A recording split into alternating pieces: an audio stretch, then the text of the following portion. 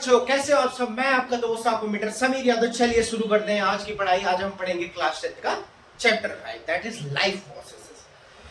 इसमें हम पढ़ेंगे क्या एक्चुअल में, देखो इसमें हम आपको पढ़ाया जाएगा कुछ प्रोसेसेस होते हैं, जैसे लाइफ प्रोसेस के 4 प्रोसेसेस होते हैं। वो डिफाइन कर देते हैं कि अगर वो प्रोसेस किसी ऑर्गेनिज्म में हो रहे हैं तो वो ऑर्गेनिज्म लिविंग है। ठीक है, तो हम उसी प्रोसेस को डिटेल में डील करेंगे। चैप्टर के स्टार्टिंग में क्या करेंगे, चैप्टर स्टार्टिंग में आपको कुछ डिफाइनिंग फीचर्स दिया जाएगा जिससे आप बता सकते हो कोई ऑर्गेनिज्म लिविंग है या नॉन लिविंग है। आपको साइंटिफिक वे दिया जाएगा, ये नहीं कि जस्ट देख के आप बता दोगे कि वो चल रहा है ऑर्गेनिज्म तो लिविंग है।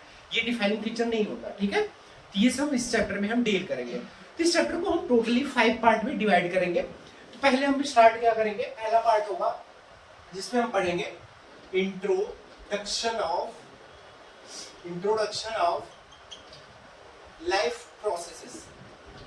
ठीक है, पहले हम क्या पढ़ेंगे, इंट्रोडक्शन ऑफ लाइफ प्रोसेसेस। तो देखिए इसमें हम क्या पढ़ेंगे, इसमें हम पढ़ेंगे कि ऑर्गेनिज्म में कुछ स्पेसिफिक फीचर्स होते हैं, वो अगर परफॉर्म वो चीज हो रही है उसके अंदर तो वो ऑर्गेनिज्म लिविंग है।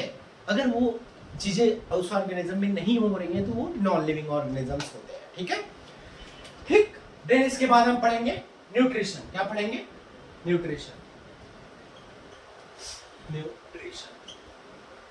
न्यूट्रिशन में हम क्या पढ़ते हैं, इसमें हम पढ़ेंगे ऑटोट्रॉफिक न्यूट्रिशन क्या होता है, हेटेरोट्रॉपिक मोड ऑफ न्यूट्रिशन क्या होता है। देन ऑटोट्रॉपिक में हम फोटोसिंथेसिस को डील करेंगे, अच्छे से एक्सप्लेन करेंगे फोटोसिंथेसिस होता क्या है। देन फोटोसिंथेसिस में स्टोमाटा क्या होता है, क्लोरोप्लास्ट क्या होता है। देन उसके बाद उसकी सारी जो एक्टिविटीज होती हैं, 2 एक्टिविटीज दी है, ये वो सब भी डिस्कस करेंगे। ठीक है, देन इसके बाद हम सबसे इंपॉर्टेंट पार्ट चैप्टर का डील करेंगे जो कि होगा ह्यूमन एलिमेंट्री कैनाल। क्या, ह्यूमन एलिमेंट्री कैनाल, जो कि आपके बुक में इसको किस नाम से लिखा है, इसके बुक में आपने लिखा है न्यूट्रिशन इन ह्यूमन। और इसमें हम कौन सा क्या पढ़ेंगे, रेस्पिरेशन भी इसी पार्ट में पढ़ेंगे। ठीक है, क्या पढ़ेंगे, रेस्पिरेशन। ठीक है, ये सबसे इंपॉर्टेंट पार्ट होगा, इससे क्वेश्चन मस्ट है आना। ठीक है, देन इसके बाद हम पढ़ेंगे ट्रांसपोर्टेशन। क्या पढ़ेंगे, ट्रांसपोर्टेशन। देखो हम ह्यूमन एलिमेंट्री कैनाल में पढ़ते क्या है, जैसे उसमें पढ़ते हैं कि जो फूड, जैसे हम फूड खाते हैं, फूड मेनली फूड में क्या होता है, कार्बोहाइड्रेट होता है, प्रोटीन होता है, फैट होता है। कार्बोहाइड्रेट ग्लूकोज में कन्वर्ट हो जाता है, प्रोटीन जो होता है एमिनो एसिड, और फैट होता है फैटी एसिड एंड ग्लिसरॉल में। ठीक है, तो ये हम ह्यूमन एलिमेंट्री कैनाल में पढ़ेंगे कि जो फूड हमने लिया ये इस फॉर्म में कन्वर्ट हो जाता है। ठीक है, देन तो फिर उसके बाद हम रेस्पिरेशन पढ़ेंगे। रेस्पिरेशन में क्या होगा, जो ये ग्लूकोज कन्वर्ट हो गया है इसको हम यूज कैसे करेंगे। सेल ग्लूकोज डायरेक्ट नहीं यूज करता, ये कन्वर्ट होने के बाद एक एरोबिक रेस्पिरेशन होता है हमारे अंदर, एनारोबिक भी होता है जो दूसरे ऑर्गेनिज्म में होता है, तो उसको भी पढ़ेंगे हम, उसको रेस्पिरेशन में पढ़ेंगे। ठीक है, तो यहाँ तक हम क्या पढ़ेंगे, यहाँ तक एनर्जी बन चुकी होगी। फिर ट्रांसपीरेशन में हम पढ़ेंगे कि ये एनर्जी को हम ट्रांसपोर्ट कैसे करेंगे। जैसे ह्यूमंस में होता है हार्ट, और ये हार्ट और network of arteries and veins हमारे बॉडी में प्रेजेंट होती है, जो कि हेल्प करती है एनर्जी को ट्रांसफर करने में। और ऐसी तरीके से प्लांट्स में होता है, प्लांट्स में कंडक्टिव टिश्यू होते हैं। क्या, 2 कंडक्टिव टिश्यू होते हैं, जाइलम एंड फ्लोएम। जाइलम क्या करता है, वाटर एंड मिनरल्स को ट्रांसपोर्ट करता है, फ्लोएम जो होता है फूड मटेरियल्स को ट्रांसपोर्ट करता है। ठीक है, उसको हम इसमें बहुत अच्छे से डिटेल में पढ़ेंगे। ठीक है, देन इसके बाद हम पढ़ेंगे एक्सक्रीशन। क्या पढ़ेंगे, एक्सक्रीशन। एक्सक्रीशन में हम क्या पढ़ेंगे, इसमें देखो अब जैसे आपको पता है कि और कोई भी ऑर्गेनिज्म होता है उसके अंदर वेस्ट बनना तय है, तो उस वेस्ट को हम कैसे रिमूव आउट होता है हमारी बॉडी से, हम ह्यूमन के अंदर भी पढ़ेंगे। ह्यूमन के अंदर एक्सक्रीटरी सिस्टम पढ़ेंगे, देन उसके बाद उसका किडनी पढ़ेंगे, उसमें नेफ्रॉन्स पढ़ेंगे। नेफ्रॉन क्या होता है, structure and function unit of kidney. ठीक है, फिर उसके बाद हम प्लांट्स में थोड़ा सा देख लेंगे, प्लांट में डिटेल नहीं है, हमें डिटेल ह्यूमन का इसमें पढ़ना है एक्सक्रीशन में। ठीक है, देन इसके बाद ये हो गया हमारा चैप्टर का ओवरऑल पार्ट, ये हमें पढ़ना है इस चैप्टर में, और कुछ नहीं पढ़ना। ठीक है, तो फिर इसके बाद जैसा आप अगर मेरा वीडियो देखते होंगे आपको पता होगा मैं एनसीईआरटी का इनसाइड क्वेश्चन हम करते हैं, एनसीईआरटी इनसाइड क्वेश्चन और एनसीईआरटी एक्सरसाइज क्वेश्चन। ठीक है, तो देखिए अब हम इस चैप्टर को डील कैसे करेंगे, देखिए हम यहाँ तक रख लेते हैं पार्ट 1, कहाँ तक, न्यूट्रिशन तक, न्यूट्रिशन में वो भी ऑटोट्रॉपिक न्यूट्रिशन तक, फोटोसिंथेसिस तक हम रख लेंगे पार्ट 1 में। देन पार्ट 2 में रख लेंगे ह्यूमन एलिमेंट्री कैनाल और रेस्पिरेशन, ठीक है। देन थर्ड पार्ट में रख लेंगे, थर्ड पार्ट में दोनों रख लेते हैं हम, ये ट्रांसपोर्टेशन और एक्सक्रीशन, ठीक है, पार्ट 3 हो जाएगा।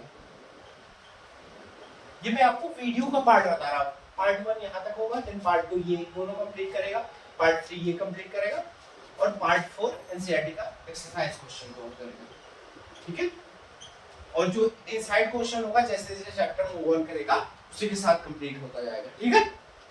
चलिए आप इसको नोट डाउन कर लो, इसी तरीके से आपका चैप्टर चलेगा, ठीक है। चलिए अब हम पढ़ते हैं introduction two of life process. इसमें हम क्या पढ़ेंगे, देखिए इसमें हम पढ़ेंगे क्या ये हमें पता होना चाहिए, क्योंकि जो आपकी बुक में बहुत ही कॉम्प्लेक्स वे में थोड़ा सा स्टार्टिंग में लिखा हुआ है। तो देखिए हम इसमें पहले क्या पढ़ेंगे, जो लाइफ प्रोसेस डेफिनेशन क्या होती है, टाइप्स ऑफ लाइफ प्रोसेस वो पढ़ेंगे।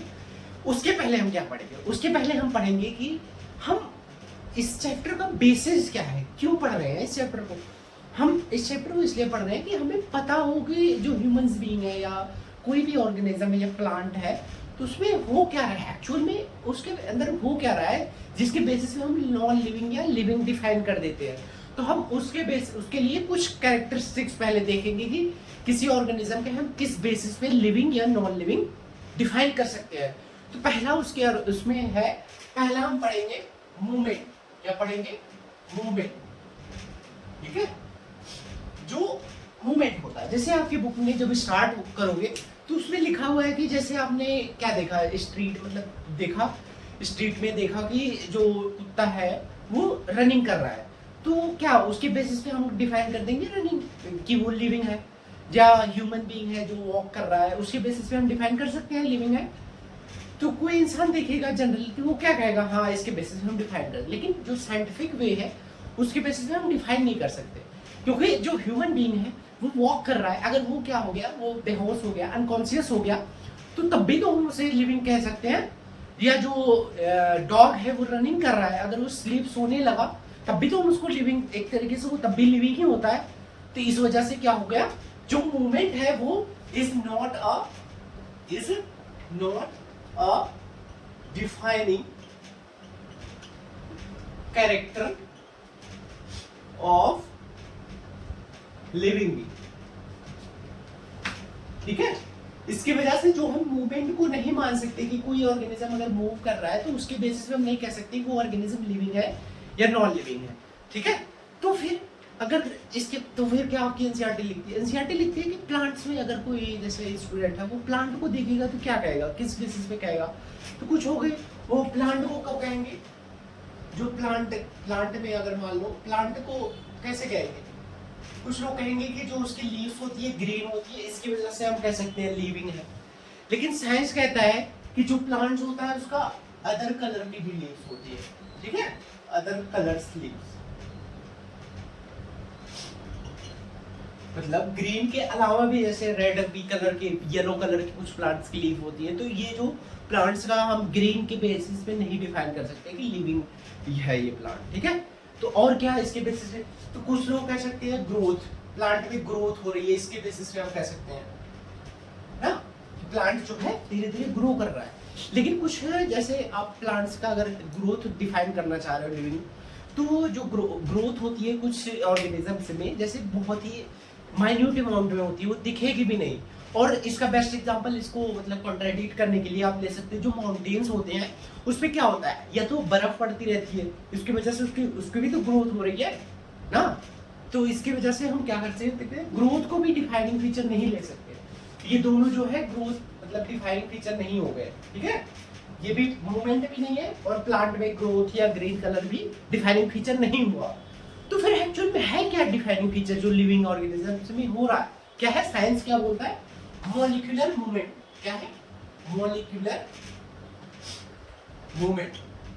अगर किसी ऑर्गेनिज्म में मॉलिक्यूलर मूवमेंट हो रहा है तो वो ऑर्गेनिज्म लिविंग है। अब ये मॉलिक्यूलर मूवमेंट क्या होता है, देखिए मॉलिक्यूलर मूवमेंट क्या होता है, केमिकल रिएक्शंस। ये मॉलिक्यूलर मूवमेंट में क्या आता है, ये सारी चीजें आती है। Chemical reactions,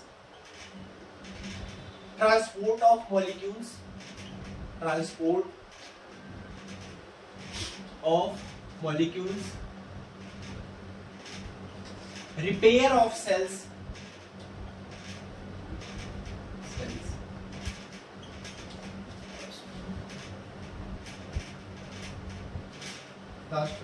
synthesis of cells,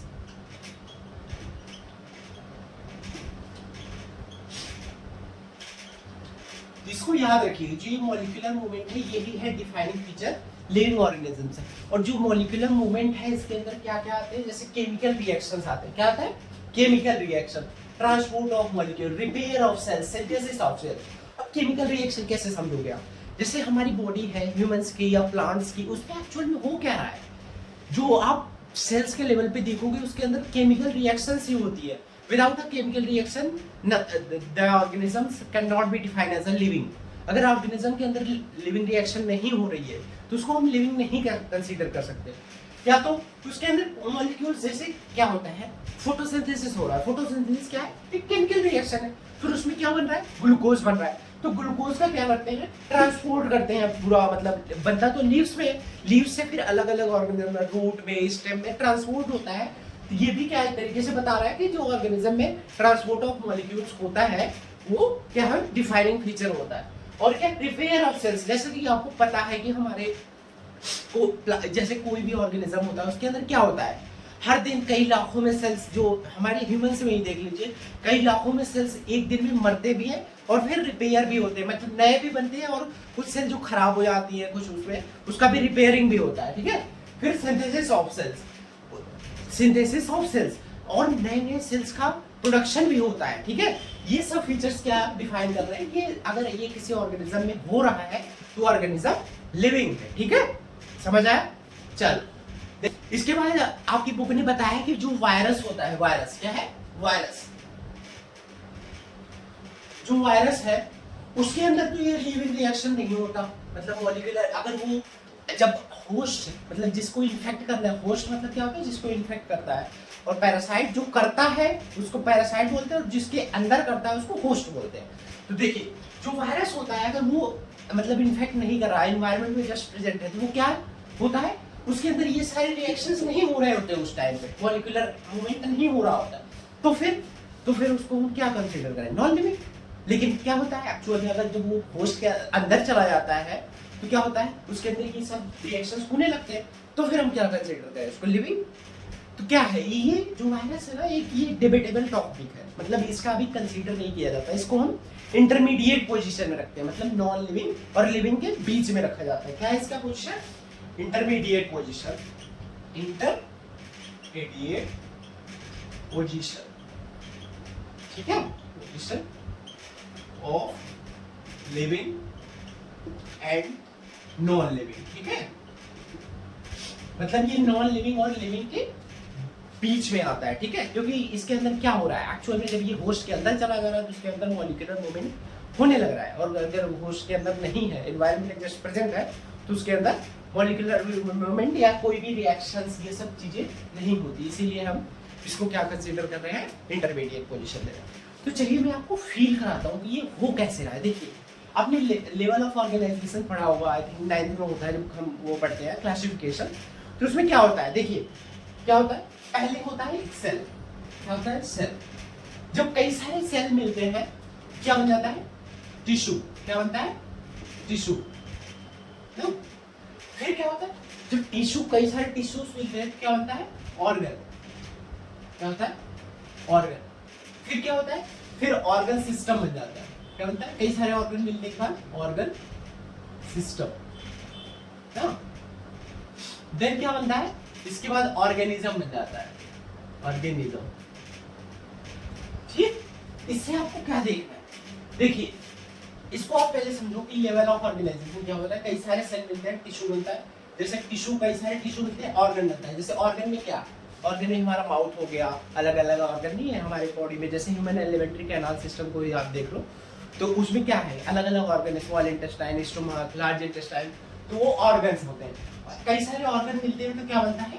organ system जैसे एक और जैसे रेस्पिरेटरी सिस्टम हमारे में हमको पढ़ना भी हो अभी आगे डिटेल में, ह्यूमन एलिमेंट्री कैनाल सिस्टम, ये क्या है, एक ऑर्गन सिस्टम है। फिर ये क्या कई सारे ऑर्गन सिस्टम मिलते हैं तो क्या बन जाता है, एक ऑर्गेनिज्म, जैसे ह्यूमन बीइंग बन गया है, ठीक है। ठीक, तो देखिए अब ये सेल जो होता है ये किससे मिलकर बना होता है, सेल किससे मिलकर बना है। एक्चुअल में सेल अगर आप पढ़ोगे तो उसमें क्या होता है, सेल ऑर्गेनेल्स होते हैं। क्या होता है, सेल ऑर्गेनेल्स ना। जो ये सेल ऑर्गेनेल्स होते हैं इसमें क्या होता है, एक्चुअली इसमें क्या होता है, क्यूल से मॉलिक्यूल्स ऑफ केमिकल। तो देखिए क्या एक्चुअल में क्या है, जो ये सेल है ये सेल ऑर्गेनेल से बना, फिर ऑर्गेनेल्स कई सारे केमिकल से ही बना होता है। एक्चुअल में जो ये कई सारे ऑर्गेनेल्स होते हैं ये केमिकली सिंथेसाइज्ड होते हैं, कई सारे केमिकल्स मिलते हैं तो एक ऑर्गेनेल बन जाता है, ठीक है। तो एक्चुअल में आपको क्या यहाँ समझ में आया, यहाँ देखो ये समझना था कि एक्चुअल में हमारे सेल पे जो बेसिक स्टेप हो वहाँ पे हो क्या रहा है, वहाँ पे भी तो केमिकल रिएक्शन ही हो रहा है। तो इसी वजह से जो मॉलिक्यूलर मूवमेंट है इसको हमने डिफाइन किया कि ये कैरेक्टरिस्टिक्स है क्या, किस चीज का, लिविंग बीइंग का। अगर लिविंग ऑर्गेनिज्म है तो उसके अंदर मॉलिक्यूलर रिएक्शन होगी। जैसे कि आपको यहाँ से मैंने आपको सेल पे बेसिक पे फील भी करा दिया कि हाँ एक्चुअल में यही हो रहा है, यहीं से स्टार्ट होती है लाइफ, देन ये एक ह्यूमन बीइंग बन जाता है, एक ऑर्गेनिज्म बन जा रहा है, ठीक है। तो आपको फील हो गया होगा कि एक्चुअल में हो क्या रहा है, जो केमिकल केमिस्ट्री है वही मेन लाइफ का बेसिस है, एक तरीके से कह सकते हो आप, ठीक है। चलो इतना नोट, इसको नोट डाउन मत करो, मतलब इसको आप जस्ट समझ सकते हो। अब आप बुक को पढ़ोगे ना जो फर्स्ट पेज लिखा है तो आपको समझ आएगा उसमें क्या रहा है, नहीं तो वो बहुत इधर कॉम्प्लेक्स वे में लिखा गया, बच्चों को समझ नहीं आता। इससे पढ़ते हैं लाइफ प्रोसेसेस होता क्या है, ये यहाँ से आपका चैप्टर का इंपॉर्टेंट पार्ट स्टार्ट होता है, ठीक है। लाइफ प्रोसेस क्या है, बेसिक बायोलॉजिकल फंक्शन है जो होता किस लिए, लाइफ को मेंटेन करने के लिए और ह्यूमन जैसे जो ऑर्गेनिज्म उसको सरवाइव करने के लिए, ठीक है। और ये लाइफ प्रोसेस कितने टाइप के होते हैं, 4 टाइप के। पहला nutrition, then second one is respiration, third one is transportation, fourth one is excretion. और ये इस मतलब ये अगर किसी ऑर्गेनिज्म में नहीं हो रहा तो वो ऑर्गेनिज्म क्या कंसीडर कर लिया जाएगा, नॉन लिविंग, ठीक है। तो इसको आप एक साइंटिफिक मतलब क्या है, जैसे लाइफ प्रोसेस को भी आप डिफाइन कर सकते हो, ये एक्चुअल में लाइफ प्रोसेस के अंदर क्या होगा, वही केमिकल रिएक्शन। तो इसको आप डिफाइन ये भी कर सकते हो कि लाइफ प्रोसेस अगर किसी ऑर्गेनिज्म में हो रहा है तो वो लिविंग है, ठीक है। तो लाइफ प्रोसेस के अंदर क्या होता है, लेकिन लाइफ प्रोसेस के अंदर भी मॉलिक्यूलर एक्टिविटीज ही हो रही है, ठीक है, ये समझिएगा। चलिए डिफाइन करते हैं। Life process are basic biological process that are essential for the maintenance and survival of life, ठीक है। क्या है, बेस एसेंशियल मतलब बेसिक बायोलॉजिकल प्रोसेस है जो कि एसेंशियल होता है किस लिए, लाइफ को मेंटेन और सरवाइव कराने के लिए। अगर ये प्रोसेस नहीं होगा तो ऑर्गेनिज्म डेड हो जाएगा। ये प्रोसेस कितने टाइप्स क्या है, इसके 4 टाइप होते हैं। देखिए पहला है न्यूट्रिशन, क्या है, न्यूट्रिशन। सेकंड है रेस्पिरेशन, क्या है, रेस्पिरेशन। थर्ड है ट्रांसपोर्टेशन,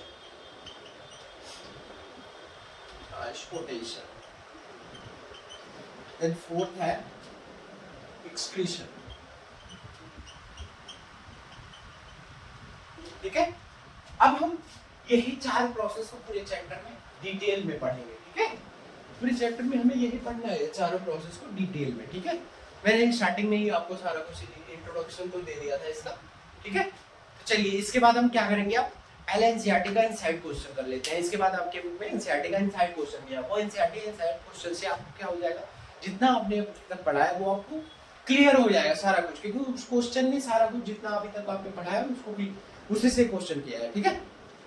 चलिए इसको आप नोट डाउन कर लो, ठीक है। चलो अब क्या करेंगे आप, एनसीईआरटी का inside question, NCERT inside question. पहला क्वेश्चन क्या है, आप बुक में देखो, बुक में देखो, स्क्रीन पे इस वजह से दिख रहा हो,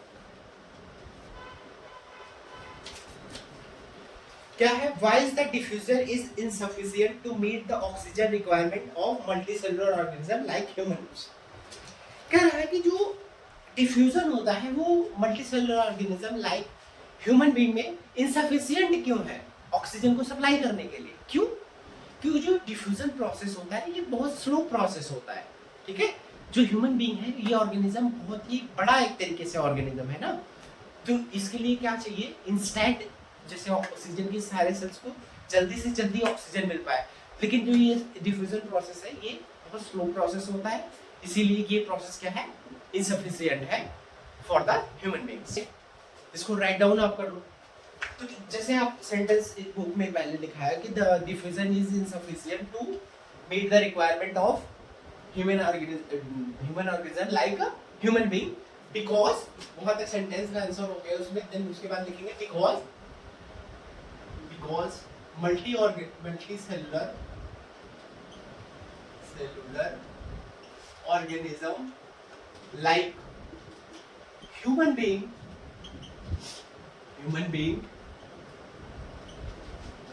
is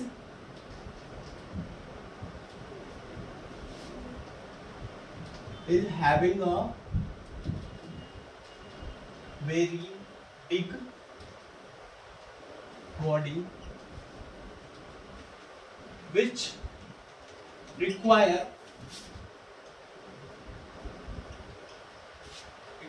a large amount of oxygen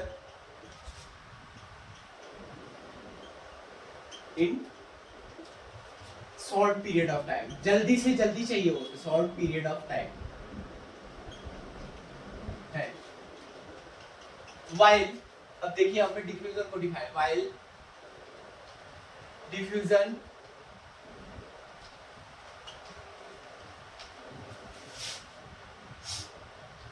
is having transport of oxygen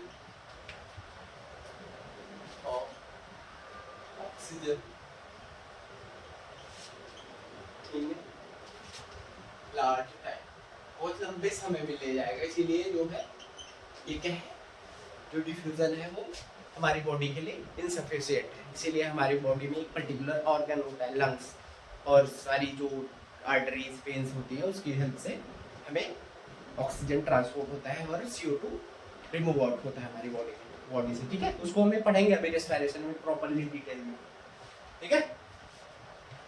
then second question क्या है, आपको दिख रहा होगा स्क्रीन पे। सेकंड क्वेश्चन क्या है, what criteria do we use to decide whether something is alive. तो वही जो आपने अभी तक पढ़ा है कि वो पूछ रहा है कौन सी क्राइटेरिया पे आप डिफाइन करोगे कि कोई ऑर्गेनिज्म लिविंग है या नॉन लिविंग, लिविंग ही पूछा है उसने, तो क्या वो डिफाइन करोगे। मैंने क्या पढ़ाया अभी तक, मॉलिक्यूलर एक्टिविटीज, अगर किसी ऑर्गेनिज्म में मॉलिक्यूलर एक्टिविटीज हो रही है तो आप उसको कह सकते हो लिविंग भी, ठीक है। तो क्या होगा defining feature, molecular activities, molecular activities, और इसके अंदर इसको ब्रैकेट में लिख सकते हो chemical reaction, transport of molecules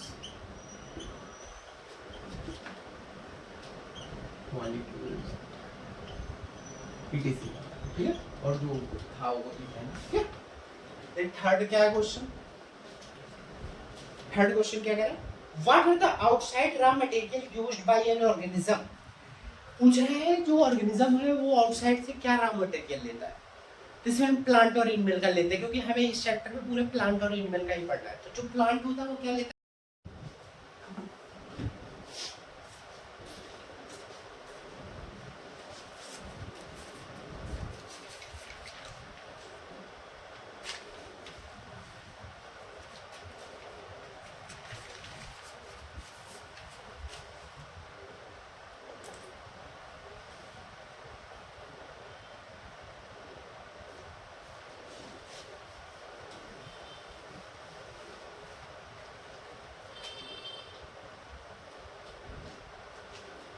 चलिए थर्ड क्वेश्चन क्या है, what criteria do we use to decide whether something is alive.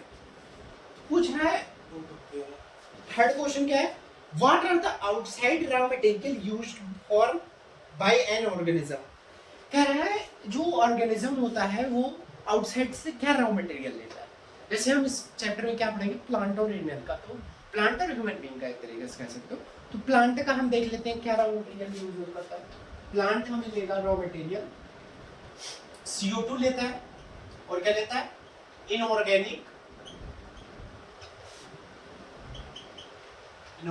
Matter. ठीक है, जो प्लांट होता है वो CO2 लेगा और इनऑर्गेनिक मैटर लेगा, और जो ह्यूमन होगा वो क्या लेता है, ऑक्सीजन लेता है और फूड कह सकते हैं लेता है, ये दोनों लेता है, इनऑर्गेनिक और ऑर्गेनिक। ठीक है, तो समझ गए ये रिक्वायरमेंट प्लांट और ह्यूमन बीइंग की।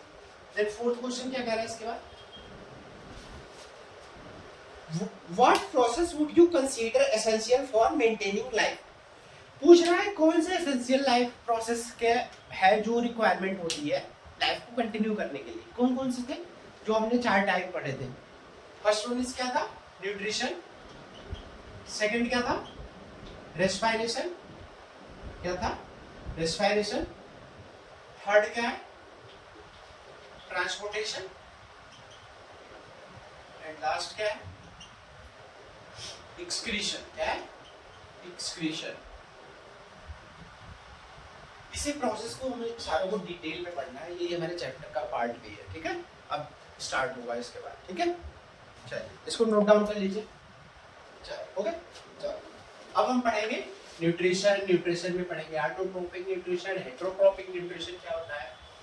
देन ऑटोट्रोपिक में हम पढ़ेंगे डिटेल में फोटोसिंथेसिस क्या होता है। हेटेरोट्रोपिक में पढ़ेंगे न्यूट्रिशन इन ह्यूमन बीइंग और nutrition in amoeba and paramecium. ठीक है, इस पार्ट में हम कहाँ तक पढ़ेंगे, nutrition in amoeba and paramecium. ठीक है, ये जो पार्ट चल रहा है इसको हम वहीं तक पढ़ेंगे। ठीक है, देन अगला पार्ट जो होगा उसमें nutrition in human being, alimentary canal और रेस्पिरेटरी सिस्टम आपका होगा। ठीक है, चलिए अब स्टार्ट करते हैं। चलिए अब हम पढ़ते हैं न्यूट्रिशन। क्या पढ़ेंगे, न्यूट्रिशन। न्यूट्रिशन है क्या, एक ये बेसिक बायोलॉजिकल प्रोसेस है जिसमें क्या होता है, जो हम फूड को ऑब्टेन करते हैं, जिसमें न्यूट्रिशन क्या है, बायोलॉजिकल प्रोसेस है जिसमें हम फूड को ऑब्टेन करते हैं। किस लिए करते हैं, utilize food as a energy, जो हम फूड को एज यूज करते हैं एनर्जी के रूप में, या और भी यूज करते हैं एज अ रॉ मटेरियल। किस लिए, बॉडी को रिपेयर करने के लिए, ग्रोथ कराने के लिए, मेंटेन कराने के लिए। ठीक है, अभी मैं डिफाइन कर दूंगा, आपको समझ आ जाएगा। ठीक है, चलिए मैं डिफाइन कर देता हूँ। क्या है, is a biological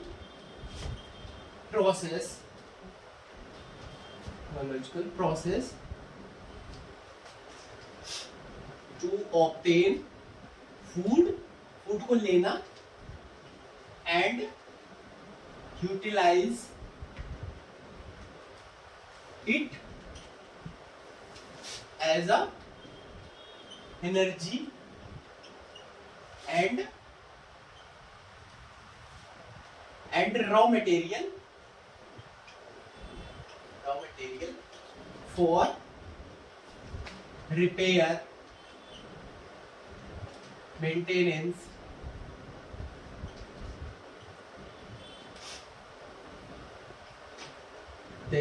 growth and growth कर सकते हैं, and growth of body।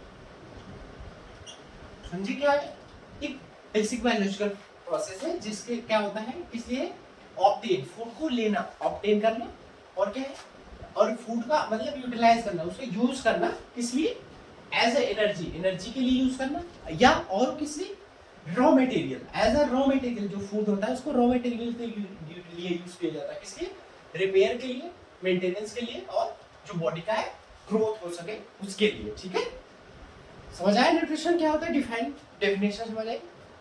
चलिए अब हम देखते हैं टाइप्स ऑफ न्यूट्रिशन। क्या देखेंगे, टाइप्स ऑफ न्यूट्रिशन। इसका टाइप, इसके बेसिकली 2 टाइप होते हैं। ठीक है, फर्स्ट क्या होता है, ऑटोट्रॉपिक न्यूट्रिशन। क्या, ऑटोट्रॉपिक न्यूट्रिशन। ठीक है, और सेकंड होता है हेटेरोट्रॉफिक न्यूट्रिशन, हेटेरोट्रॉफिक न्यूट्रिशन। ठीक है, डिफाइन करते हैं ऑटोट्रॉपिक मोड ऑफ न्यूट्रिशन होता क्या है। Autotrophic mode of nutrition is a mode of nutrition in which organism prepare their own food. उसमें क्या होता है, ये एक मोड ऑफ न्यूट्रिशन है जिसमें ऑर्गेनिज्म अपना फूड खुद बनाता है। कैसे बनाता है? By using a inorganic substance. जैसे इनऑर्गेनिक सब्सटेंस में क्या यूज करेगा, CO2 एंड वाटर, और with the help of by using a sunlight. ठीक है, ये तीन कंपोनेंट अगर मिल जाएंगे तो ये क्या जो ऑटोट्रॉपिक मोड ऑफ न्यूट्रिशन वाले ऑर्गेनिज्म होते हैं ये अपना फूड प्रिपेयर कर लेंगे। और इसमें आते कौन कौन से ऑर्गेनिज्म है? ग्रीन प्लांट आता है, और क्या आता है, कुछ बैक्टीरियाज आते हैं। ठीक है, उसका भी आपको नाम नहीं जानना। ठीक है, ठीक, देखिए इसको हम डिफाइन करते हैं। क्या है? Autotrophic mode of nutrition is a mode of nutrition in which organism prepare their own food from inorganic substance, ठीक है, such as CO2 carbon dioxide and carbon dioxide water by using sunlight। ठीक है, इसको बोलते हैं autotrophic mode of nutrition. क्या है? Is a mode of nutrition in which organism prepare, ये लाइन याद रखें, प्रिपेयर देयर ओन फूड। कहां से? इनऑर्गेनिक सब्सटेंस, क्या क्या, CO2 वाटर एंड सनलाइट। ठीक है, देन इसका एग्जांपल देख लेते हैं। क्या है इसका एग्जांपल? होता है ग्रीन प्लांट। क्या है? ग्रीन प्लांट्स, और क्या है, सब बैक्टीरिया। ठीक है, समझ आया ऑटोट्रॉपिक मोड ऑफ न्यूट्रिशन? मतलब ये ऑर्गेनिज्म क्या होते हैं, ये अपना फूड खुद ही बनाते हैं, किसी पे डिपेंड। जैसे हेटेरोट्रॉपिक मोड ऑफ न्यूट्रिशन होता है, ये ऑर्गेनिज्म रेडीमेड फूड यूज करता है, बना बनाया, मतलब ये बनाता नहीं। ठीक है, तो इसको हम डिफाइन करेंगे। अगर क्या होता है, is a mode of nutrition in which organism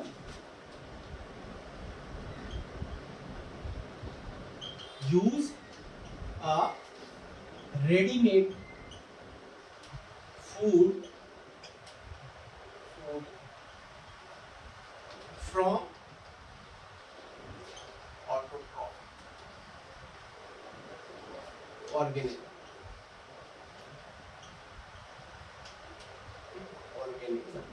Because क्यों? Because they cannot prepare their own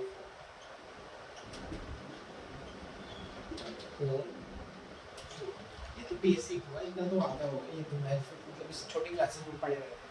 क्या है मोड ऑफ न्यूट्रिशन है इन विच ऑर्गेनिज्म, जो ये याद रखिएगा, रेडीमेड, ठीक है, readymade food from autotrophic organism. Because क्यों ऐसा क्यों कर रहा है? Because they can not prepare their own food, ये बना नहीं सकते। ठीक है, अभी मैं ये आपको डिफाइन करता हूँ कि ये बना क्यों नहीं पा रहे हैं। ठीक है, पहले इसका देख लेते हैं एग्जांपल। क्या है इसका? ह्यूमंस या एनिमल लिख लीजिए, एनिमल्स, फंजाई। ठीक है, ये क्या होते हैं? Autotrophic mode of heterotrophic mode of nutrition होगा। अब हम देखते हैं कि ये मैंने अभी आपको पढ़ाया ना कि ऑटोट्रॉपिक मोड ऑफ न्यूट्रिशन और हेटेरोट्रॉपिक मोड ऑफ न्यूट्रिशन वाले जो ऑर्गेनिजम्स होते हैं वो ऑटोट्रॉपिक मोड ऑफ न्यूट्रिशन क्यों नहीं शो कर सकते?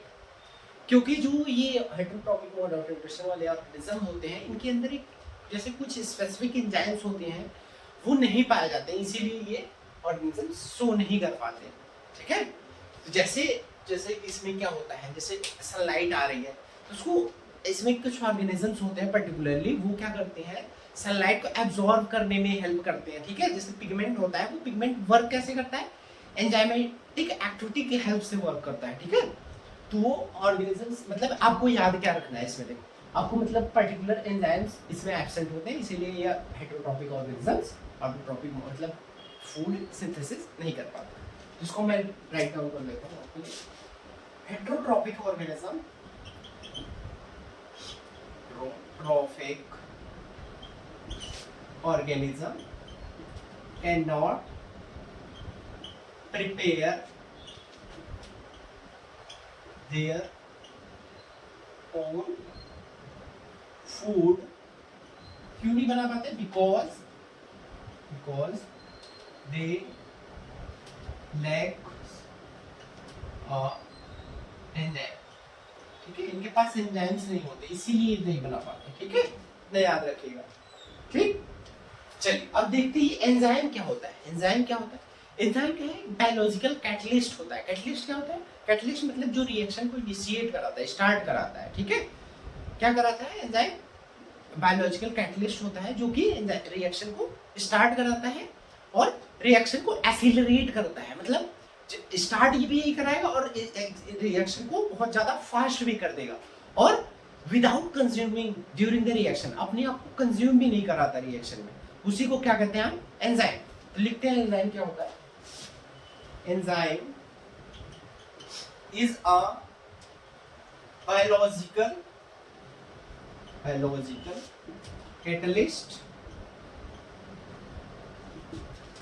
catalyst that accelerates। एक्सीलरेट मतलब क्या होता है पता है आपको? मतलब ज्यादा तेज कर देना, जैसे हम बाइक को एक्सीलरेट करते हैं ना, उसी तरह क्या है, एक्सीलरेट्स केमिकल रिएक्शन, जो रिएक्शन को फास्ट करा देता है विदाउट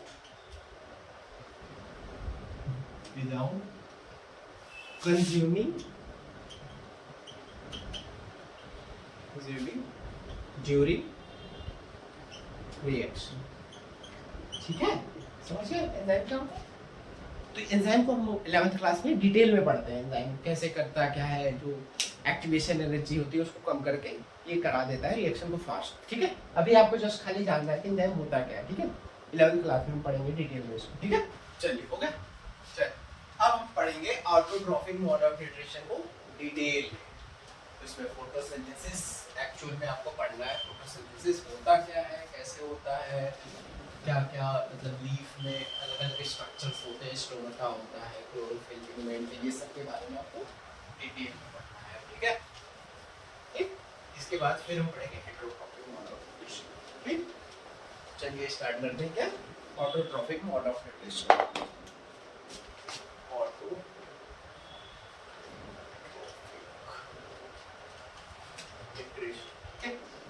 इसके अंदर हम क्या पढ़ रहे हैं? इसके अंदर हम पढ़ेंगे फोटोसिंथेसिस। पहले क्या पढ़ेंगे? फोटोसिंथेसिस होता क्या है, हम देखते हैं। फोटोसिंथेसिस आपने स्टार्टिंग में छोटी क्लासेस में पढ़ा होगा। फोटोसिंथेसिस क्या होता है? फोटोसिंथेसिस बायोलॉजिकल प्रोसेस है जिसमें क्या होता है, ग्रीन प्लांट फूड बनाता है। कैसे बनाता है? बाय यूजिंग CO2 वाटर, और ये in the presence of sunlight and in the presence of sunlight and chlorophyll के प्रेजेंस में क्या करता है, प्लांट फूड बनाता है। और क्या करता है, और रिलीज आउट करता है ऑक्सीजन को। प्लांट क्या करता है, ऑक्सीजन को रिलीज आउट करता है। जैसे हम CO2 रिलीज आउट करते हैं, वैसे प्लांट क्या करता है, ऑक्सीजन को रिलीज आउट करता है। ठीक है, तो ये हो गई डेफिनेशन। तो इसको हम नोट डाउन कर लेते हैं। क्या है? इज अ बायोलॉजिकल प्रोसेस, एक बायोलॉजिकल प्रोसेस है इन विच, इसमें क्या होता है, in which green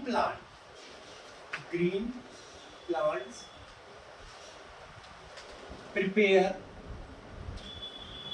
food from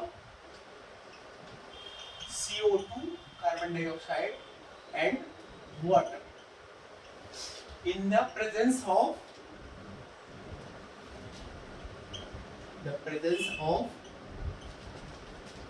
light and chlorophyll and release out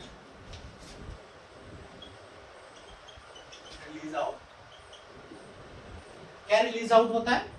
oxygen, oxygen as a by product. ठीक है, समझ आया क्या हुआ? क्या है? एक बायोलॉजिकल प्रोसेस है जिसमें ग्रीन प्लांट अपना फूड बनाता है। ये याद रख, कंपोनेंट मतलब क्या क्या यूज होता है, CO2, वाटर, लाइट, सनलाइट मतलब क्लोरोफिल, और क्या रिलीज आउट होता है? ऑक्सीजन। ठीक है, अब हम इसका इक्वेशन देख लेते हैं एक्चुअल में क्या हो रहा क्या है इसमें। ठीक है, देखिए 6 मॉलिक्यूल ऑफ CO2 मिलता है, 12 मॉलिक्यूल ऑफ H2O। ये क्या बना लेता है? In the presence of sunlight. ये रिएक्शन आपको याद होनी चाहिए एज सच, जैसे मैंने लिखा क्लोरोफिल। ठीक है, ये क्या बना लेता है? 6 molecule of glucose, C6H12O6 and 6 molecule of oxygen and 6 molecule of water. ये किसकी रिएक्शन है? ये फोटोसिंथेसिस की रिएक्शन है, तो ये आपको याद होना चाहिए। चलिए, अब आपको डेफिनेशन क्लियर हो गई, और रिएक्शन में मतलब हो क्या रहा है? CO2 मिलता है, वाटर मिलता है, in the presence of sunlight and chlorophyll. ये क्या बन जाता है? Glucose, oxygen and water. ठीक, बेसिक आई थिंक अब क्लियर हो गया होगा फोटोसिंथेसिस हो क्या रहा है एक्चुअली। ठीक, अब हम रॉ मटेरियल देख लेते हैं। इसमें रॉ मटेरियल क्या क्या यूज होता है? क्या क्या यूज होता है? सनलाइट यूज होती है, CO2 यूज होता है, एंड वाटर यूज होता है, और क्लोरोफिल। ठीक है, इसका रॉ मटेरियल देख लेते हैं। रॉ मटेरियल, रॉ मटेरियल्स, इस पे क्वेश्चन भी आया हुआ है आपकी बुक एनसीईआरटी आई थिंक एक साइड में भी। रॉ मटेरियल्स ऑफ फोटोसिंथेसिस क्या है? फोटोसिंथेसिस पहला क्या बता रहे हैं? सनलाइट। तो हम देखिए सोर्स लिख लेते हैं, और यूज क्या है? यूज क्या है? फंक्शन, फंक्शन कर लेते हैं, फंक्शन। ठीक है, सोर्स में रॉ मटेरियल लिख लेते हैं, रॉ मटेरियल। पहला मैंने क्या बोला? सनलाइट। क्या बोला? सनलाइट। इसका फंक्शन क्या होता है? Act as energy. ये एनर्जी के सोर्स ऑफ एनर्जी लिखिए, सोर्स ऑफ एनर्जी। ये एनर्जी का सोर्स होता है सनलाइट। ठीक है, देन CO2, कार्बन डाइऑक्साइड। ये क्या होता है? सोर्स ऑफ कार्बन ना। देन उसके बाद वाटर,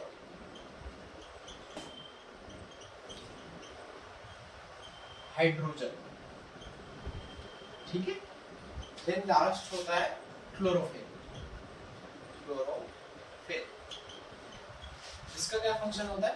ट्रैप लाइट एनर्जी। यही लाइट एनर्जी को ट्रैक करता है, और ये कहाँ पाया जाता है? अभी मैं आपको बता रहा हूँ, मतलब अभी हम पढ़ेंगे भी इसको। ये क्लोरोफिल कहाँ पाया जाता है? लीफ। ठीक है, हम देखते हैं 3 मेजर इवेंट्स ऑफ फोटोसिंथेसिस, जो कि बहुत इंपॉर्टेंट है आपके लिए। ठीक है, तो पहला इवेंट क्या होता है? जैसे आप प्लांट्स को देखो, ऐसे थोड़ा दिमाग में क्लियर रखो देना आपको। ये जो स्टेज है, मतलब 3 इवेंट्स आपको क्लियर रहेगा। जैसे लीफ है, पहला क्या होगा? Absorption of light with the help of chlorophyll. ठीक है, फिर लाइट प्लांट ने एब्जॉर्ब कर लिया, अब क्या करेगा? Conversion of light energy into a chemical energy. मतलब जो लाइट एनर्जी एब्जॉर्ब किया उसको हम केमिकल एनर्जी में कन्वर्ट करते हैं। और क्या होता है इसी स्टेप में? जो हाइड्रो मतलब वाटर मॉलिक्यूल होता है, इसका स्प्लिटिंग मतलब टूटना। स्प्लिटिंग मतलब होता है टूटना हाइड्रोजन और ऑक्सीजन में। जैसे वाटर का मॉलिक्यूल क्या होता है? H2O, तो उसका हाइड्रोजन और ऑक्सीजन अलग अलग हो जाता है। थर्ड स्टेप क्या होता है? Reduction of CO2 into carbohydrate. जो CO2 होता है उसको कार्बोहाइड्रेट में रिडक्शन होना। ये हो गया तीनों स्टेप, इसको हम नोट डाउन कर लेते हैं। पहला स्टेप क्या है? लिखते हैं 3 मेजर इवेंट्स ऑफ फोटोसिंथेसिस। ठीक है, क्या हो गया? पहला इवेंट मैंने क्या बताया आपको? क्या बताया? Absorption of light energy by chlorophyll. ठीक है, लाइट एनर्जी का एब्जॉर्प्शन बाय क्लोरोफिल। सेकंड क्या बताया? Conversion of conversion of light energy into chemical energy, ठीक है। एंड और क्या होता है इसमें, स्प्लिटिंग ऑफ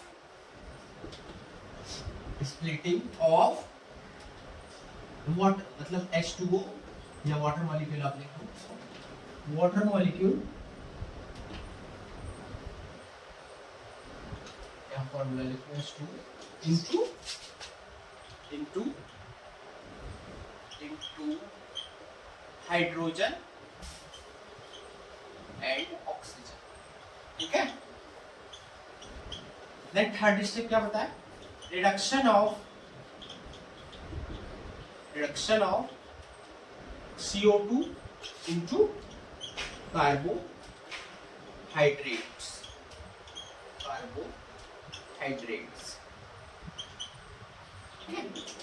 ठीक। ये बेसिक 3 स्टेप होते हैं फोटोसिंथेसिस में, ठीक है। देन हम प्रोडक्ट देखते हैं, प्रोडक्ट ऑफ फोटोसिंथेसिस क्या होता है।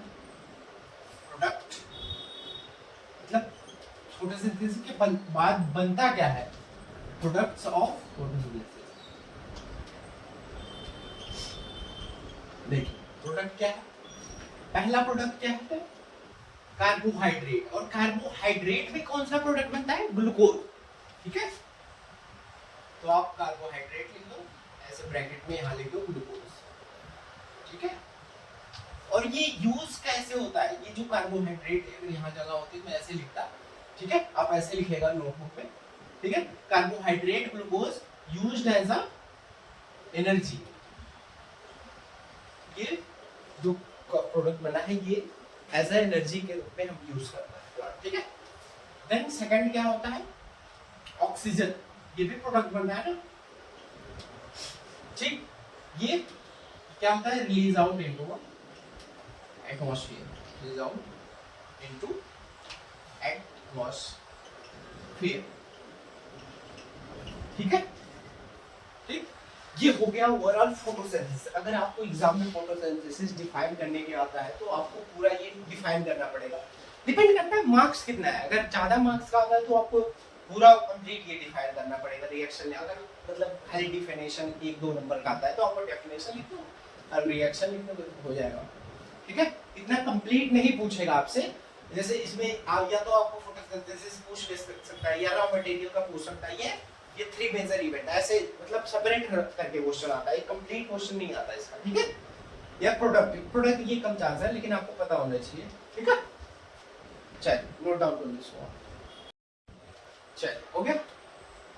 चलिए अब हम देखते हैं एक बुक में आपको दिया है, वो क्या कहते हैं, स्टोरेज फॉर्म। मतलब प्लांट जो होता है वो फोटोसिंथेसिस करने के बाद जब ग्लूकोज बना लेगा तो ग्लूकोज ज़्यादा भी तो बन जाता है, उसके जितना यूज करने से ज़्यादा भी वो क्या करता है, स्टोर कर लेता है। किस फॉर्म में स्टोर करता है, स्टार्च के फॉर्म में, ठीक है। जो प्लांट्स होता है ये अपना फूड जो एक्सेस अमाउंट में होता है ये स्टार्च के फॉर्म में स्टोर करता है। और जो ह्यूमन होता है वो किस फॉर्म में स्टोर करता है, ग्लाइकोजन के फॉर्म में। याद रखिएगा, जो प्लांट होता है वो स्टार्च के फॉर्म में स्टोर करता है और जो ह्यूमन होता है ये स्टार्च के फॉर्म में, ठीक है। और ह्यूमंस में कौन सा ग्लैंड इसको स्टोर मतलब कन्वर्ट करने, ग्लूकोज को कन्वर्ट करता है, लिवर, ठीक है, याद रखिएगा।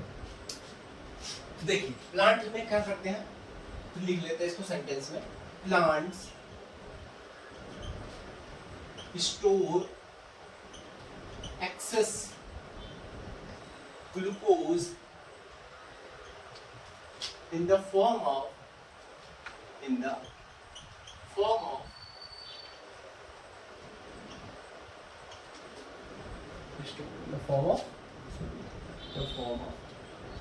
starch, ठीक है।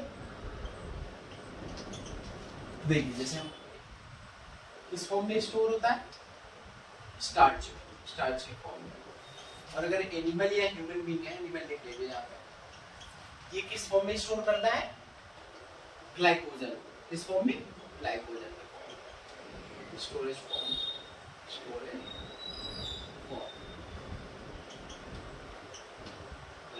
ठीक है। याद रखिएगा हाथ से, ठीक है। मतलब जो प्लांट होता है स्टार्च में स्टोर करता है, और हम ह्यूमन या एनिमल्स जो होते हैं, कोई भी एनिमल ले लीजिए, ठीक है, वो ग्लाइकोजन। डेजर्ट प्लांट का एडाप्टेशन, हमें डेजर्ट प्लांट का एडाप्टेशन, उसमें कुछ स्पेसिफिक एडाप्टेशन हो जाता है, उसको हमें पढ़ना है। तो जो डेजर्ट प्लांट होता है ये क्या करता है, डे टाइम में CO2 को एब्जॉर्ब नहीं करता। क्यों? क्यों? To prevent the water loss, क्योंकि अगर डे टाइम में एब्जॉर्ब करेगा तो वाटर लॉस ज्यादा होगा। और ये CO2 को एब्जॉर्ब कैसे करते हैं? With the help of stomata. अभी आपको आगे पढ़ना है इसके जस्ट बाद ही, तो ठीक है। तो ये डे टाइम में क्यों नहीं एब्जॉर्ब करता? क्यों? To prevent the water loss. तो एडाप्टेशन क्या होती है इसके लिए? ये क्या करता है, नाइट टाइम में CO2 को एब्जॉर्ब करेगा और डे टाइम में उसी का फोटोसिंथेसिस करेगा। तो इसके एडाप्टेशन क्या हुई कि मतलब ये नाइट टाइम में CO2 को एब्जॉर्ब करता है और डे टाइम में फोटोसिंथेसिस करता है। तो इसको हम राइट डाउन कर लेते हैं, डेजर्ट प्लांट एडाप्टेशन। ठीक है, क्या है डेजर्ट प्लांट? ये शॉर्ट में लिखा है, नॉट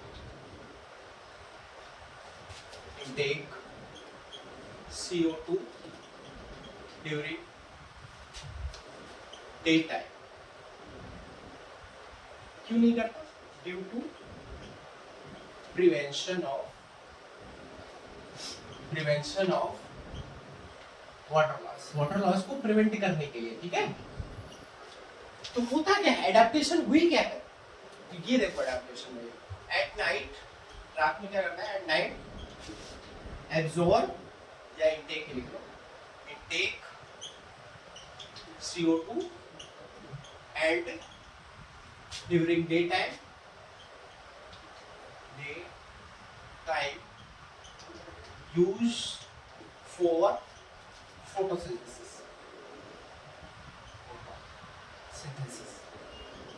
समझ आया? ठीक है, कॉमन सेंस में लगा सकते हो। जो डेजर्ट एरिया होगा वहाँ वाटर की बहुत कमी होती है, तो प्लांट ऐसे अडॉप्ट हो जाता है, अपने आप को कर लेता है कि जो उसका वाटर है वो कम से कम लॉस हो। तो वो क्या करता है, नाइट टाइम में अपने मतलब फोटोसिंथेसिस जो होता है वो डे टाइम में शिफ्ट कर लेता है, और CO2 का इंटेक जो है वो नाइट टाइम में शिफ्ट कर लेता है। ठीक है, ये हमें CO मतलब डेजर्ट प्लांट का एडाप्टेशन कर लिया। ठीक है, चलिए इसको आप नोट डाउन कर लो। ये डायग्राम है, मतलब लीफ को जब हम माइक्रोस्कोप में देखते हैं क्रॉस सेक्शन उसका, तो ऐसे आपको डायग्राम माइक्रोस्कोप में दिखेगा, जिसको डिस्कस कर लेते हैं। तो देखिए पहले क्या होगा, इसको मतलब आपको मैं बता रहा, याद कैसे रहेगा। देखो जो सबसे ऊपर लेयर होती है लीफ की उसको बोलते हैं क्यूटिकल। क्या बोलते हैं? क्यूटिकल। आई थिंक आपकी बुक में लिखा है आउटर क्यूटिकल, इसको लिखेंगे आउटर क्यूटिकल। तो देखिए ये क्यूटिकल जो होता है ये क्या करता है, ये प्रिवेंट करता है। क्या मतलब मैकेनिकल जो डैमेज हो सकता है लीफ को, उस चीज को प्रिवेंट करता है। और क्या प्रिवेंट करता है? ट्रांसपीरेशन, जो वाटर लॉस हो रहा है उसको भी ये प्रिवेंट करता है। ठीक है, देन इसके नीचे कौन सी लेयर आती है? Upper epidermis. क्या है? Upper epidermis. ठीक है, एपिडर्मिस कौन सी लेयर? एपिडर्मिस जो आउटर लेयर होती है उसको बोलते हैं एपिडर्मिस। ठीक है, तो ये अपर वाली एपिडर्मिस होती है और ये नीचे वाली, ठीक है, इसको बोलेंगे लोअर एपिडर्मिस। Lower epidermis. ठीक, ये हो गया। देन ये क्या है? ये जो सेल्स है सब में ये क्या है? क्लोरोप्लास्ट। क्या है ये? क्लोरोप्लास्ट। ठीक है, और इसको बोलते हैं, ये पैलिसेड सेल होता है और ये स्पॉन्जी सेल। आपकी बुक में नहीं लिखा है तो मैं जस्ट आपको बता दे रहा है। इसको बोलते हैं पैलिसेड सेल, जो पैरेलल होते हैं इसको बोलते हैं पैलिसेड सेल, और जो सर्कुलर फॉर्म में होते हैं उसको बोलते हैं स्पॉन्जिफॉर्म सेल। और ये भी आपकी बुक में इसको लिखा है गार्ड सेल। एक्चुअल में इसको लिखना चाहिए स्टोमाटा, लेकिन गार्ड लिखा है तो वही लिख देता हूं, गार्ड सेल। ठीक है, ठीक, तो ये आपको जस्ट नोन हो गया कि लीफ अगर हम क्रॉस सेक्शन देखते हैं तो उसके अंदर दिखता है। ठीक, तो अब ये क्लोरोप्लास्ट क्या होता है? What is chloroplast? अगर आपसे कोई पूछ ले व्हाट इज क्लोरोप्लास्ट तो क्या बताओ? क्लोरोप्लास्ट क्या होता है? ये ग्रीन सेल, एक प्लांट सेल अगर आपने पढ़ा होगा तो उसमें क्या होता है, सेल ऑर्गेनेल होता है क्लोरोप्लास्ट। क्या डिफाइन कैसे करेंगे? Chloroplast is a green cell organelles which is a site which contains of chlorophyll, जो उसके अंदर क्लोरोफिल होता है, and it is a site of photosynthesis. ये साइट होता है फोटोसिंथेसिस का। ठीक है, समझ गए? तो इसको हम राइट डाउन कर लेते हैं। क्या है? Is a green cell organelle that contain chlorophyll and site of photosynthesis। ठीक है? क्या होता है? एक ग्रीन सेल ऑर्गेनेल होता है, या डायरेक्ट आप सेल ऑर्गेनेल भी कह सकते हो, जो क्या कंटेन करता है? क्लोरोफिल, जो और ये साइट होता है फोटोसिंथेसिस। फोटोसिंथेसिस यहीं पे होती है क्लोरोप्लास्ट के अंदर। चलिए अब देखते हैं क्लोरोफिल क्या होता है। इसमें वर्ड हमने लिखा है chlorophyll. What is chlorophyll? Chlorophyll क्या होता है? क्लोरोफिल क्लोरोफिल क्या होता है? ग्रीन फोटोसिंथेटिक, ग्रीन कलर का एक फोटोसिंथेटिक पिगमेंट होता है। ठीक है? क्या होता है? ग्रीन कलर का photosynthetic pigment that helps to absorb sunlight. ठीक है? ये क्या करता है? हेल्प करता है हमें सनलाइट को एब्जॉर्ब करने में। ठीक है? इसको डिफाइन कर लेते हैं। क्या है? Is a green photosynthetic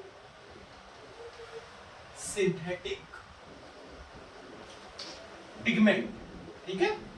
green colour का फोटोसिंथेटिक पिगमेंट होता है दैट हेल्प्स, जो हेल्प करता है, दैट हेल्प्स टू एब्जॉर्ब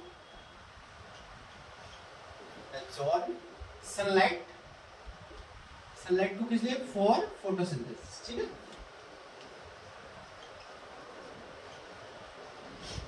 समझ गए? चलिए आपका हो गया क्लोरोफिल में, क्लोरोप्लास्ट को भी डिफाइन कर दिया मैंने, क्लोरोफिल को। अब हम चलिए अब डिस्कस करते हैं एक्टिविटी 5.1। ठीक है? अब तक हमने डिस्कस कर लिया क्लोरोफिल, क्लोरोप्लास्ट और क्लोरोफिल। अब हम डिस्कस करते हैं एक्टिविटी 5.1 जो आपके बुक में दी है। वो एक्टिविटी क्या डिमोन्स्ट्रेट कर रही है? वो एक्टिविटी डिमोन्स्ट्रेट कर रही है कि जो क्लोरोफिल होता है वो एसेंशियल होता है फॉर द फोटोसिंथेसिस। तो इसको हम राइट डाउन कर लेते हैं। Activity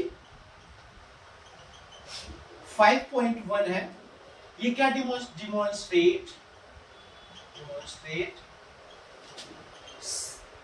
chlorophyll is essential for photosynthesis. ठीक है?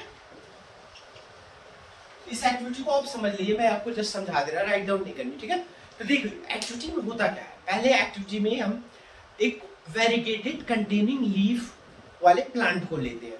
वेरीगेटेड लीफ क्या होती है? अब ये पता होना चाहिए ना। तो जो वेरीगेटेड लीफ वो होती है जिस लीफ में कुछ पार्ट ग्रीन होता है, कुछ पार्ट नॉन ग्रीन होता है, उसको बोलते हैं वेरीगेटेड लीफ। और ये किस प्लांट का होता है? आपके बुक में भी लिखा है मनी प्लांट। तो हम मनी प्लांट लेंगे, क्या करेंगे फिर उसको, मनी प्लांट लेने के बाद उसको हम 3 दिनों के लिए डार्क रूम में रख देंगे। ये डार्क रूम में रख किस लिए रहे? डिस्चार्जिंग के लिए। किस लिए? डिस्चार्जिंग। डिस्चार्जिंग क्या होता है? जो आपके प्लांट ने पहले से ग्लूकोज को स्टोरेज फॉर्म में बना के रखा होगा, तो स्टार्च में रखा होगा, तो वो स्टार्च इस टाइम पीरियड पे क्या करेगा? प्लांट यूज करेगा। क्यों यूज करेगा? क्योंकि ग्लूकोज नहीं बन रहा होगा, तो प्लांट अपने को सर्वाइव कराने के लिए क्या यूज कर रहा होगा? स्टार्च। ठीक है? तो इस टाइम पीरियड पे क्या हो जाएगा? 3 दिनों में सारा स्टार्च कंज्यूम हो जाएगा। फिर क्या करेंगे? फिर प्लांट को 6 घंटे के लिए सनलाइट में रख देंगे। तो इससे क्या होगा? इससे क्या होगा? ग्लूकोज बनेगा और कुछ फॉर्म में स्टार्च के फॉर्म में स्टोर भी होगा। ठीक? फिर क्या करेंगे? उस प्लांट से एक लीफ तोड़ेंगे, उसका क्या करेंगे? एक पेपर पे ट्रेस कर लेंगे सारे पार्ट को। ठीक है? जहां ग्रीन होगा, जहां नॉन ग्रीन होगा, और पूरी लीफ को ट्रेस कर लेंगे। ठीक? अब ये किस लिए कर रहे हैं? इसको हम अभी एट द लास्ट में कंपेयर करेंगे। ठीक है? इसको करने के बाद इसको रख लिया। ठीक? फिर क्या करेंगे? ये जो हमने लीफ ली है, अब इसको एक बॉइल गर्म पानी में डाल देंगे। ठीक है? इसमें बॉइल वाटर है। क्या है? बॉइल वाटर है, इसमें डाल दिया लीफ। क्यों डाला? लीफ, इससे क्या होगा? जो लीफ के सेल्स होंगे सारे डेड हो जाएंगे, और जो लीफ होगी वो सॉफ्ट हो जाएगी थोड़ी सी, इसलिए। ठीक है? देन इसके बाद क्या करते हैं? जो लीफ होती है उसको डालते हैं हम अल्कोहल में। किस में डालते हैं? अल्कोहल में। ठीक है?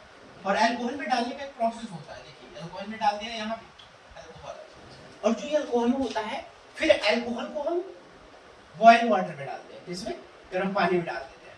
तो हम गर्म पानी में अल्कोहल को क्यों डाल रहे हैं? हम डायरेक्ट इसको हीट पे भी लगा सकते हैं। क्यों? क्योंकि जो ये अल्कोहल होता है, ये हाईली इन्फ्लेमेबल गैस होती है। इनफ्लेमेबल होता है, ठीक है, लिक्विड। तो ये क्या करता है, बहुत तेज, मतलब इसको जब आप हीट के डायरेक्ट कांटेक्ट में ले आओगे तो ये आग पकड़ लेगा, इसीलिए हम क्या करते हैं, इसको मतलब पानी में डालते हैं, तो इसकी वजह से क्या होगा, ये आग नहीं पकड़ेगा, ठीक है। तो इसमें हमने लीफ डाल दी है, लीफ से क्या हुआ, मान लो ये लीफ हमने डाल दी इसका, ठीक है, ठीक। लीफ क्या होगा, अब लीफ का क्या होगा, जो क्लोरोफिल होगा सारा कुछ इसमें डिसॉल्व हो जाएगा, जिसकी वजह से ये अल्कोहल का सॉल्यूशन जो होगा वो ग्रीन कलर का हो जाएगा। आपकी बुक में पूछ रहा है what colour of the alcohol solution, तो क्या हो जाएगा, ग्रीन कलर का, ठीक। अब देखिए, अब क्या करना है, इस लीफ को आप निकाल लो, देन क्या करेंगे, इसको हम आयोडीन से ट्रीट कराएंगे, जिससे आयोडीन से किस लिए टेस्ट मतलब ट्रीट करा रहे हैं, टू टेस्ट द स्टार्च। तो अगर आयोडीन के जब आप ट्रीट कराओगे, अगर ये किस कलर में हो गया, ब्लू या ब्लैक कलर में, इसका ये क्या सिग्निफाई कर रहा है, तो वहां पे स्टार्च है, ठीक है। तो ये जो लीफ होगी उसका जो ग्रीन वाला पार्ट होगा वहीं पे खाली ये ब्लू ब्लैक में कन्वर्ट होगा, ठीक है। ये आपको ऑब्जर्वेशन होगा, क्यों क्यों वही वहीं पे कन्वर्ट हो रहा है, क्योंकि वो वहां पे क्लोरोफिल है, ये मैंने लिखा है ना, क्लोरोफिल क्या होता है, ग्रीन कलर का फोटोसिंथेटिक पिगमेंट है, ठीक है। तो इससे क्या सिग्निफाई हो रहा है कि स्टार्च वहीं पे बन रहा है और जो ग्रीन पार्ट है वहां पे क्लोरोफिल है, तो इसीलिए ये मतलब एक्टिविटी आपको प्रूव कर दे रही है कि जो क्लोरोफिल होता है वो एसेंशियल होता है फॉर द फोटोसिंथेसिस, ठीक है। समझ आ गई एक्टिविटी, चलिए हो गया नोट डाउन। चलिए अब हम पढ़ेंगे इसके बाद स्टोमेटा, जो कि ये आई थिंक बहुत इंपॉर्टेंट है एक तरीके से आपके लिए, ठीक है। स्टोमेटा पढ़ेंगे, गार्ड सेल को पढ़ेंगे, ओपनिंग एंड क्लोजिंग देख लेंगे कैसे होता है, ठीक है, ठीक। चलिए स्टोमेटा पढ़ते हैं।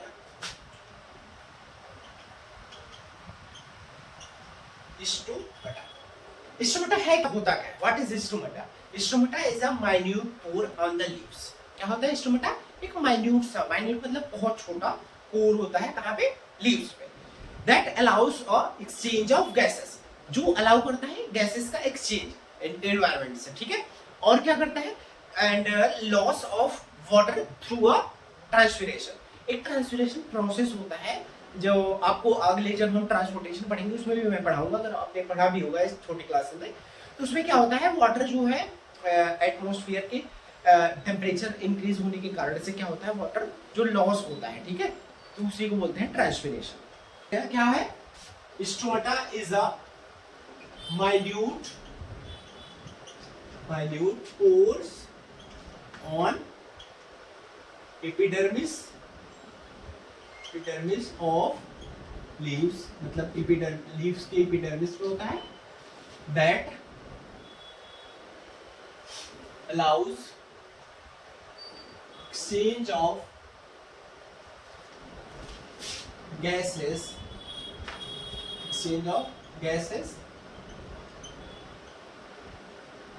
and also loss of water through transpiration। समझ आ गया ना क्या है मतलब? देखो, माइन्यूट पोर होता है लीव्स के ऊपर, और क्या होता है, जो कि अलाउ करता है एक्सचेंज ऑफ गैसेस को, गैसेस एक्सचेंज हो एटमॉस्फेयर से, और क्या, लॉस ऑफ वाटर को लॉस को भी अलाउ करता है थ्रू ट्रांसपिरेशन प्रोसेस से, वाटर का लॉस जो होता है उसको भी अलाउ करता है। तो हम इसका फंक्शन अगर लिख लें, फंक्शन क्या होगा इसका, स्टोमेटा का, एक्सचेंज ऑफ गैसेस, क्या होगा, एक्सचेंज ऑफ गैसेस, ये फर्स्ट फंक्शन हो गया, गैसेस।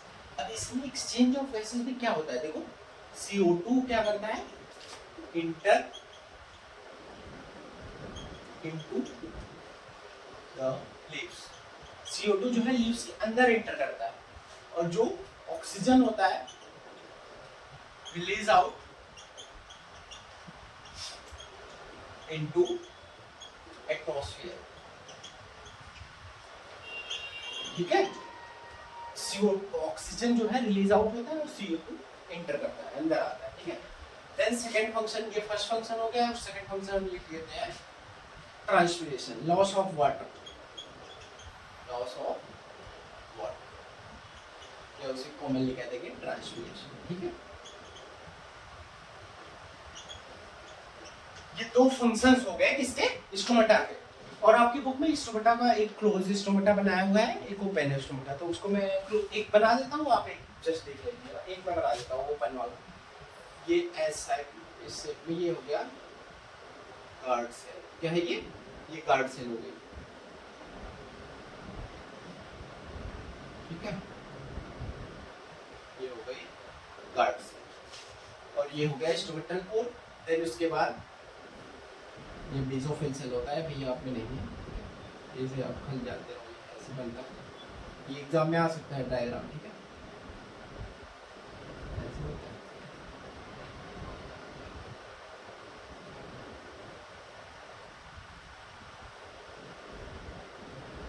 ठीक है, और यहाँ पे क्लोरोप्लास्ट।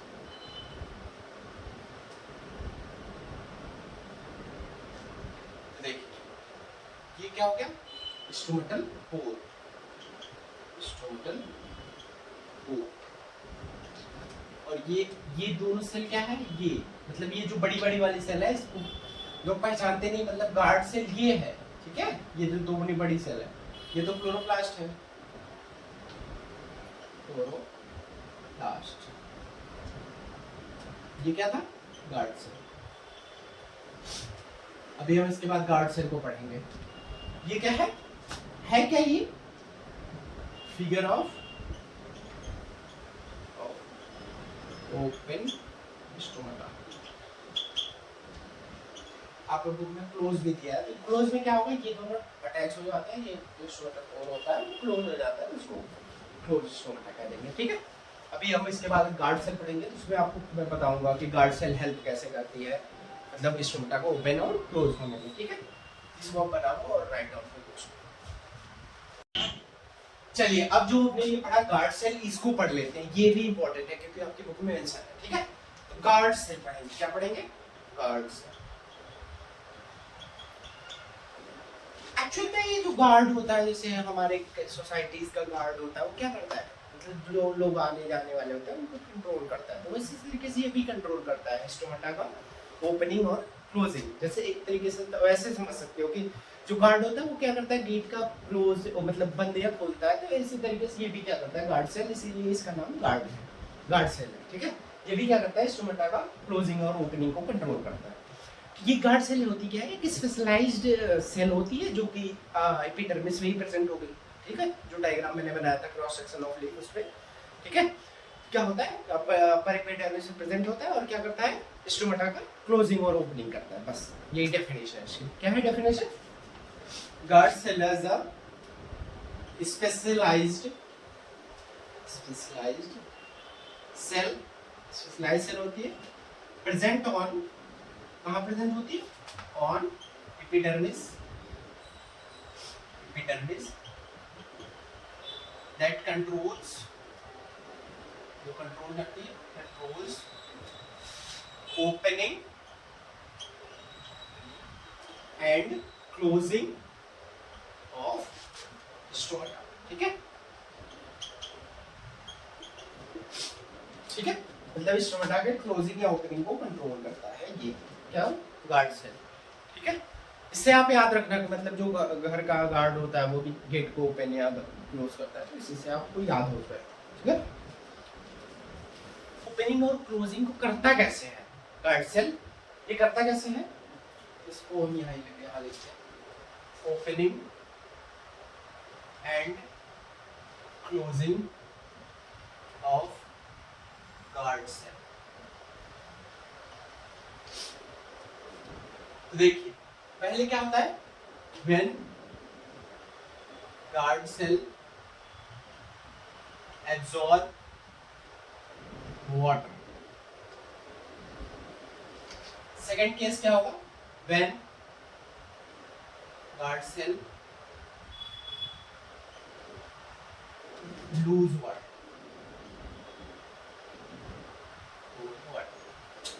देखो ये गार्ड सेल फंक्शन कैसे कर रही है, ओपनिंग और क्लोजिंग को कंट्रोल कैसे करती है, इसमें पानी को एब्जॉर्ब करके या पानी को लूज आउट करके। तो एब्जॉर्ब वाले केस में क्या होगा, गार्ड सेल, जो पानी एब्जॉर्ब हो जाएगा गार्ड सेल में, क्या होगा, गार्ड सेल बिकम्स टर्जिड। क्या हो जाएगी, टर्जिड। टर्जिड मतलब होता है फूल जाना, फूल जाएगी, जिसकी वजह से क्या होगा, स्टोमाटा ओपन, स्टोमाटा ओपन। ठीक है। और गार्ड सेल जब पानी को लूज कर देगी तो क्या होगा, गार्ड सेल becomes श्रिंक, पिचक जाएगी। ठीक है। तो उसकी वजह से क्या होगा, स्टोमाटा क्लोज हो जाएगा। ठीक है, समझ गए ये ओपनिंग और क्लोजिंग गार्ड सेल कर कैसे रहा। इसके बाद चलिए अब हम डिस्कस करेंगे एक्टिविटी जो आपके बुक में दी है, एक्टिविटी 5.2। ये एक्टिविटी क्या डिमॉन्स्ट्रेट कर रही है, ये एक्टिविटी डिमॉन्स्ट्रेट कर रही है कि जो CO2 होता है वो एसेंशियल होता है फॉर द फोटोसिंथेसिस। जैसे हमने 5.1 पढ़ा था, क्लोरोफिल एसेंशियल होता है फॉर द फोटोसिंथेसिस, इसी तरीके से ये CO2 एसेंशियल बताएगी कि होता है। ठीक है, इसको लिख लेते हैं, demonstrate CO2 is essential for photosynthesis. ठीक है, तो देखिए इसमें क्या करेंगे, इसमें 2 प्लांट लेंगे, हेल्दी प्लांट लेंगे, उसको क्या करेंगे, डिस्चार्जिंग कराएंगे, जैसे हमने उसमें कराया था। इसको 3 दिनों के लिए डार्क रूम में रख देंगे, तो क्या होगा, जितने भी स्टार्च होगा दोनों प्लांट का यूज हो जाएगा। फिर क्या करेंगे, दोनों प्लांट्स को कवर करेंगे, किससे, बेल जार से। आपके बुक में दिया होगा डायग्राम, आप देख लीजिएगा, उसमें बेल जार से कवर कर लेगा दोनों प्लांट को, और एक प्लांट में डाल देगा पोटेशियम हाइड्रोक्साइड, एक जार में डालेगा पोटेशियम हाइड्रोक्साइड। पोटेशियम हाइड्रोक्साइड क्या करता है, जो है ये पोटेशियम हाइड्रोक्साइड क्या करेगा, CO2 को एब्जॉर्ब कर लेगा, प्लांट को एब्जॉर्ब नहीं करने देगा। तो एक प्लांट में हम एक प्लांट में क्या करेंगे, बेल जार से जब कवर करने के बाद उसमें पोटेशियम हाइड्रोक्साइड भी डाल देंगे और एक में नहीं डालेंगे। फिर दोनों को वैसलीन से कवर करें, मतलब वैसलीन लगा के एयर टाइट चैम्बर बना देंगे। ठीक है, फिर दोनों को सनलाइट में डालोगे आप, तो क्या होगा, दोनों में एक तरीके से CO2 बनेगा, CO2 रहेगा, सनलाइट भी रहेगी, तो क्या होगा, दोनों में मतलब इसमें जिसमें आपने KOH डाला होगा उसमें क्या होगा, CO2 ये एब्जॉर्ब खुद ही कर लेगा, तो प्लांट को एब्जॉर्ब ही नहीं कर देगा, क्या होगा उसमें, मतलब उसमें ग्लूकोज बनेगा ही नहीं, स्टार्च स्टोर ही नहीं होगा। तो जब हम फिर क्या करेंगे, उसके बाद जब मतलब हो गया, फिर क्या करेंगे, दोनों के लीव को हम टेस्ट करेंगे, जैसे उसमें टेस्ट किया था 5.1 में। तो दोनों के लीव को जो आप टेस्ट करोगे, जो KOH वाला होगा, इसको जब टेस्ट करोगे तो इसमें स्टार्च का ब्लू ब्लैक, मतलब आयोडीन से जब आप टेस्ट कराओगे तो ब्लू ब्लैक कन्वर्ट ही नहीं होगा। क्यों नहीं होगा, क्योंकि उसमें स्टार्च बना ही नहीं है। जो CO2 होगा ये KOH सारा एब्जॉर्ब कर लेगा, तो उसमें स्टार्च बनेगा ही नहीं। तो इससे क्या सिग्निफाई हो जाएगा, इससे सिग्निफाई हो जाएगा कि जो CO2 होता है वो एसेंशियल होता है फोटोसिंथेसिस के लिए। तो चलिए आई थिंक इसी के साथ ये पार्ट हमें खत्म करना चाहिए, क्योंकि लेक्चर बहुत बड़ा हो गया है। मैं अभी देखूंगा स्क्रीन पे, अगर ज़्यादा बड़ा हो गया वो तो यहीं पे स्टॉप कर देंगे, अगर नहीं बड़ा होगा तो कंटिन्यू करेंगे या तो न्यू पार्ट करेंगे। चलिए ठीक है, जय हिंद।